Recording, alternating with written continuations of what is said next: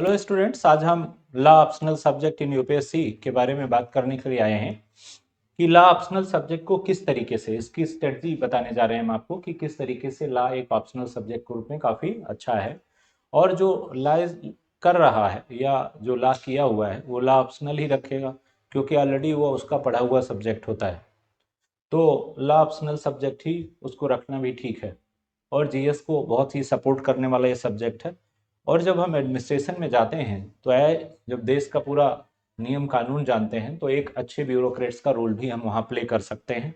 तो इसलिए law optional subject हमें लेना चाहिए। और लॉ अगर हमने पहले से ही ले रखा है तो फिर तो सोने पे सुहागा, फिर तो कोई बात ही नहीं है। अब लॉ ऑप्शनल सब्जेक्ट की तैयारी करते समय कुछ यूनिट पर हमें ध्यान देना होगा। जैसे यूनिट वाइज जितने भी क्वेश्चंस आते हैं उस पर कुछ पर हम बात करते हैं। इसमें आता है कॉन्स्टिट्यूशनल लॉ। कॉन्स्टिट्यूशनल लॉ हो गया, इंडिया के कॉन्स्टिट्यूशन से सारे क्वेश्चंस आते हैं। 10 ईयर्स के क्वेश्चंस पेपर हमने इस पे सॉल्व किए हैं, 5 ईयर्स के क्वेश्चन पेपर सॉल्व किए।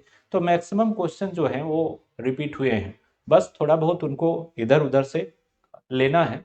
तो मैक्सिमम क्वेश्चन जब इंटर लिंक हो रहे हैं, रिपीट हो रहे हैं, तो मुझे नहीं लगता कि इसकी तैयारी में कहीं कोई प्रॉब्लम आपको आने वाली है। दूसरा, एडमिनिस्ट्रेटिव लॉ।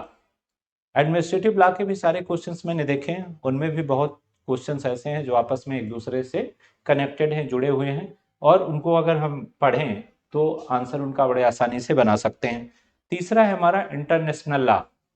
आज के दौर में जब हम एक कंट्री लेवल पे या इंटरनेशनल लेवल पे बात करते हैं तो वहाँ सबसे पहली बात जो आती है वो इंटरनेशनल लॉ की आती है।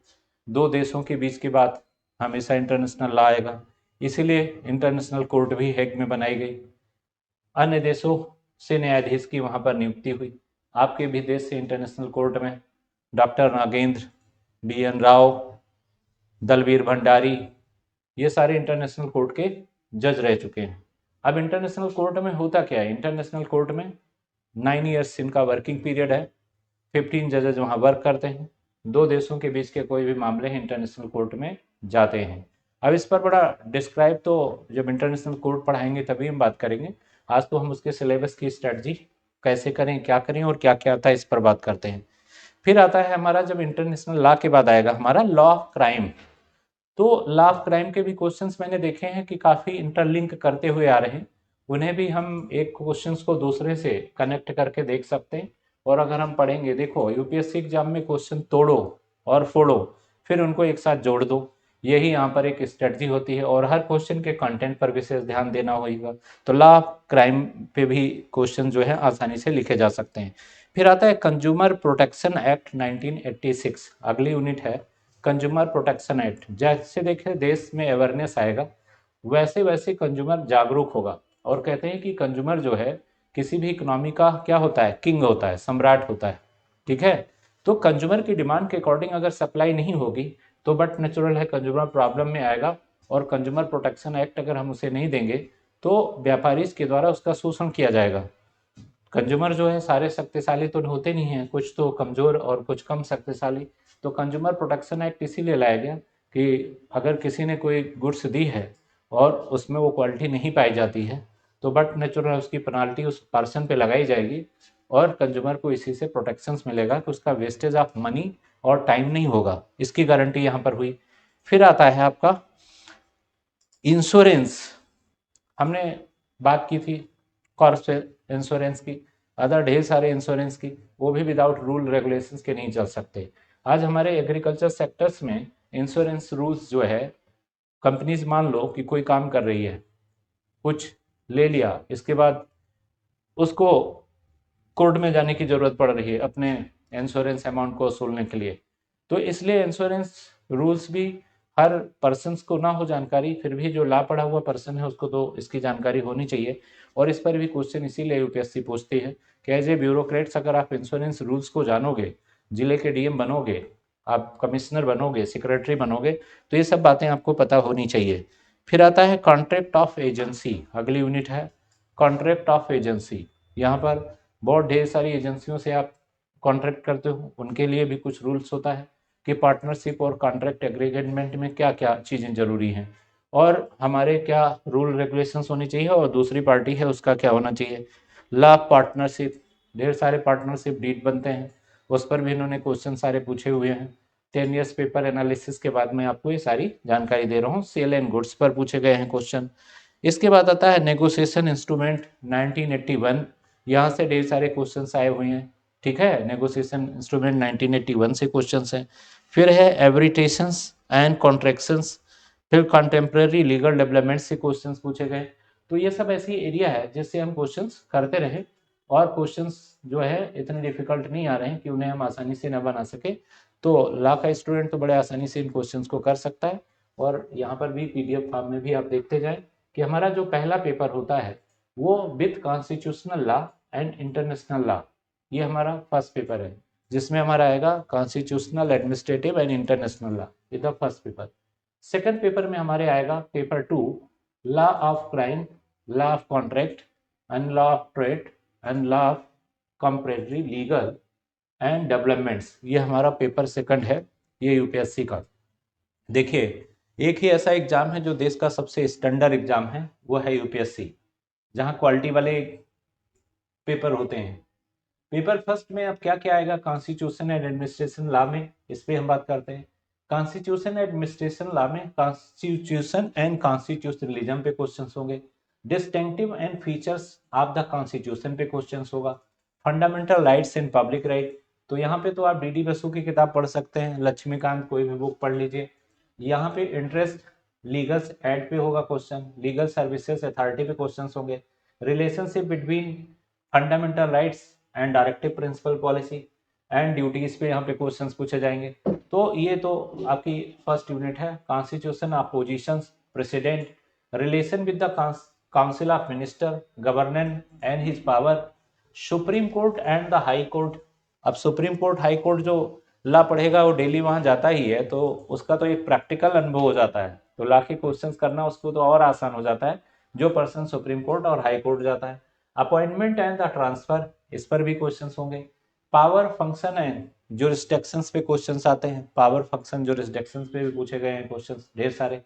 इसके बाद आता है centre state and local bodies, इस पे भी सारे क्वेश्चन की स्टडी करके मैंने पाया कि ज्यादा डिफिकल्ट क्वेश्चन यहाँ से भी नहीं है। Distribution of legislative power, union and state, local bodies, administration relations among union and state, local bodies.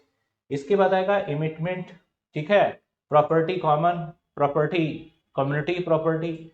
इसके बाद आएगा legislative power, privileges and immunities पे क्वेश्चंस आएंगे। नेक्स्ट आता है service under the union and state, तो यहाँ पे आएगा recruitment and condition of services, constitution and safeguard administrative tribunals, union public services commission in state public services commission, power and function. इसके बाद election commission power and function. फिर हम आते हैं इमरजेंस प्रोविजंस पे, amendment of the constitution, principle of natural rights पे आएगा, justice in emerging trend and judicial approaches पे क्वेश्चन होंगे। डेलीगेटेड लेजिस्लेशंस पे क्वेश्चंस आएगा, डेलीगेटेड लेजिस्लेशंस पे होगा क्वेश्चन, एंड कॉन्स्टिट्यूशनलिटी पे क्वेश्चंस होंगे। Separations of power and constitutional governance पे क्वेश्चंस होंगे। इसके बाद आएगा जुडिशियल रिव्यू, एडमिनिस्ट्रेटिव एक्शन, इस पर भी क्वेश्चंस बनते हैं, ये भी बड़ा इंपॉर्टेंट है। फिर अम्बिट्समैन एंड लोकपाल, ये तो हमारा हो गया ये। अब इंटरनेशनल लॉ में क्या आएगा, नेचर एंड डेफिनेशन पूछा जाएगा इंटरनेशनल लॉ में, यहाँ से क्वेश्चन होंगे। Relations between international law and municipal law, जो लॉ का पेपर दे रहे हैं उनके लिए तो ये वीडियो उतना फायदे की बात नहीं है, लेकिन जिन्होंने लॉ एज ए ऑप्शनल लिया है उनके लिए वीडियो काफी इंपॉर्टेंट है, वो इसे देखें। Municipal law, state recognise and state succession, यहाँ पर भी इससे क्वेश्चंस काफी कुछ आ रहे हैं। इसके बाद आता है law of sea, inland water, territorial sea, constitute zone and the constitutional self educative economic zone and high seas, ये सारे क्वेश्चन इस पे आएंगे। Individual nationality, stillness, human rights and procedure available to their enforcement, territorial jurisdiction of states, extraditions of traditional formation application, terminations of reservation, united nations principal, organ and power, reform, peaceful statements, dispute of differentiated model, इस पे questions आते हैं। इसके बाद आएगा lawful recourse of force, aggression, self defence, intervention, fundamental principle of international humanitarian law, international convention and contemporary developments, legality of the use of nuclear weapon, ban of testing nuclear weapon, new of international CTST। इसके बाद international terrorism, state responsible terrorism, hijacking, international criminals court, new international economic order, monetary law, WTO TRIPS GATT, IMF, world bank, protections and improvement of human environment, international efforts, this is the part of law। फिर हम आएंगे paper second पे, ये तो paper first पे हमने बात की, पेपर सेकंड पे आते हैं हम। Law of the crime, law में क्राइम क्या आएगा, general principle of criminal liabilities, law of crime में ये आएगा। इसके बाद आएगा मेंस एरिया एक्ट्स, मेंस टू रे एंड स्टूटरी ऑफेंसेस के बारे में पढ़ेंगे। Kinds of punishment and emerging trends to the abolition of capital punishment and the preparations of criminal attempts, general exceptions, joint and constructive liabilities। फिर आ जाएगा criminal conspiracy and offense against the state, offenses against public tranquility, offense against human body, offense against property, offense against women, इस पर questions होंगे। Defection and prevention of corruption act 1988 पर question, protection of civil act 1955, subsequent legislative development and plea bargainings. अब आता है law of torts पे क्या होगा, natural and definitions, liability and upon, fault and strict liability, absolute liability, vicarious liability, nuclear state liability, general defences, joint tort and faces, remedies, ये सब law of trade से पूछे जाएंगे।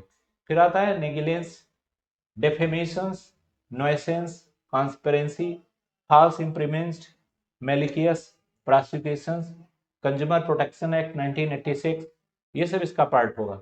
इसके बाद आएगा law of contract and mercantile law, law of contract and mercantile law, nature and formation contract e content, factor violating free contract, wide and wideable illegal enforcement agreements, performance and discharges of contract, quasi contract, causes of the breach of the contract, ये questions होंगे।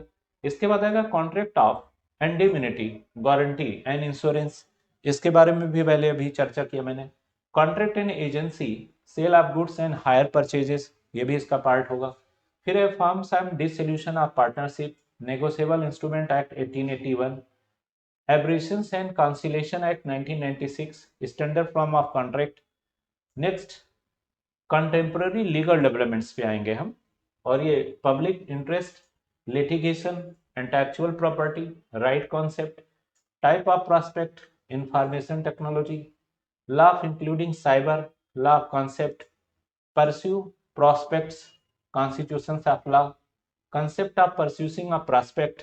इसके बाद हम आएंगे alternative of disputes, alternative dispute में resolution, concept, type of prospect, major states concerning environmental law, right to information act, trial by media. तो this is the part of law. तो law एक ऑप्शनल सब्जेक्ट में काफी अच्छा subject है, और law पढ़ने वाले लोग इसमें अच्छे मार्क्स स्कोर करते हैं। क्वेश्चंस काफी रिपीटेड आ रहे हैं, कनेक्टिविटी उनकी जोड़ने वाला चाहिए, ठीक है। तो कंटेंट ही मेन इसका आधार है, और इसके मेन जो आर्टिकल्स हैं, धाराएं हैं, उनको याद रखना है। और constitutional, administrative and international law बड़े इंटरेस्टिंग हैं। बाद में दूसरा पेपर जो क्राइम लॉ का है, उसमें भी कम इंटरेस्ट नहीं है। तो every all paper are very interesting. तो ये सारे पेपर बड़े इंटरेस्टिंग हैं। तो मुझे लॉ ऑप्शनल सब्जेक्ट अडॉप्ट करने वाले स्टूडेंट्स को हार्दिक बधाई, शुभकामनाएं कि वो लॉ में काफ़ी अच्छे मार्क्स ला सकते हैं। पेपर टेक्निकल है, अच्छे स्कोरिंग पेपर है, इंटरेस्टिंग है। तो लॉ पढ़ने वालों के लिए बहुत अच्छा है मेरी तरफ से। और ये उसका सिलेबस है जिस पर हमने डिस्कशन किया, बताया कैसे इसको पढ़ें। धन्यवाद एवरीवन, नमस्कार।